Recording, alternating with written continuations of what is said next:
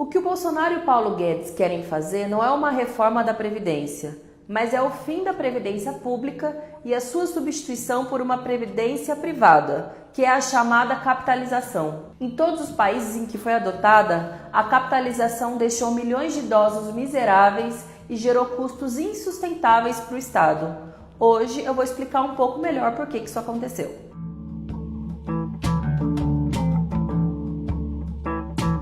Mas o que é capitalização? Hoje, a Previdência Social funciona assim. Os trabalhadores ativos, as empresas e o Estado contribuem para bancar a aposentadoria dos trabalhadores inativos. E esse modelo é chamado de repartição. E eles querem mudar para um modelo de capitalização, em que cada trabalhador cria uma poupança individual que é administrado por uma espécie de banco, que são os fundos de pensão. E depois ele se aposenta com o dinheiro que ele conseguiu juntar. Mas por que ela é ruim? O princípio da Previdência é distributivo, ou seja, visa diminuir as desigualdades, fazendo com que os jovens contribuam para os idosos, com que os saudáveis contribuam para os doentes e assim por diante. Ao substituir o modelo de repartição pelo de capitalização, esse pilar solidário, que é o coração da Previdência, é destruído, dando lugar para o cada um por si. Obviamente, os mais prejudicados com isso são os mais pobres. Em países como o Brasil, em que há um grande número de desempregados e trabalhadores informais, as pessoas têm muita dificuldade de juntar dinheiro para aplicar todos os meses na capitalização. Isso faz com que os trabalhadores, ao se aposentarem, recebam benefícios muito baixos, que muitas vezes não duram até o fim da vida. No Chile, onde há o regime de capitalização, quase 80% dos aposentados recebem menos de um salário mínimo e 44% dos idosos estão abaixo da linha da pobreza. Mas em muitos casos, os trabalhadores simplesmente não conseguem se aposentar. No México e na Colômbia, que também adotaram o modelo de capitalização, 7 em cada 10 trabalhadores não possuem cobertura previdenciária. E tem mais, as maiores prejudicadas são as mulheres, porque têm mais dificuldade de permanecer em empregos formais. No Chile, 62% das pessoas que estão sem aposentadoria são mulheres. Além disso, outro risco que é muito grave é esse fundo de pensão quebrar quando ele é mal administrado ou quando tem uma crise econômica, deixando milhões de trabalhadores sem aposentadoria. Mas quando a previdência é pública, esse risco não existe. E é por isso que nós dizemos que a PEC 06 é o fim da Previdência e não uma simples reforma. Mas o governo diz que a reforma da Previdência vai gerar empregos e diminuir os gastos. Será que isso é verdade? De jeito nenhum. Em nenhum país do mundo, o lucro obtido pelos bancos através da capitalização foi investido para gerar empregos. Os bilhões que os banqueiros lucraram cobrando altas taxas de administração foram investidos fora dos seus países. E na maioria dos casos, nos Estados Unidos. Além disso, implementar a capitalização custa muito caro para os cofres públicos.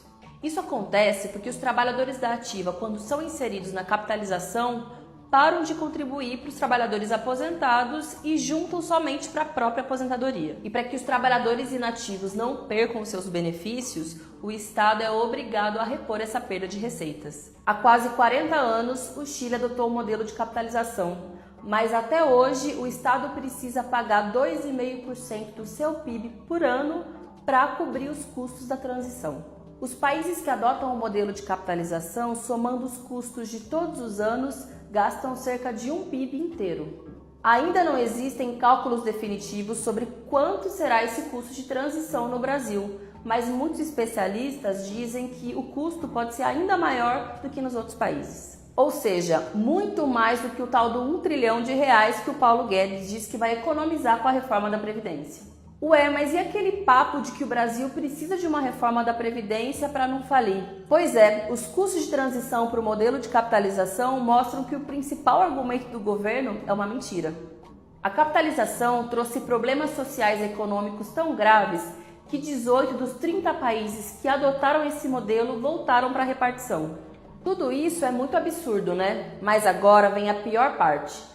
A capitalização foi criada pelo ditador chileno Augusto Pinochet, um dos piores genocidas da história.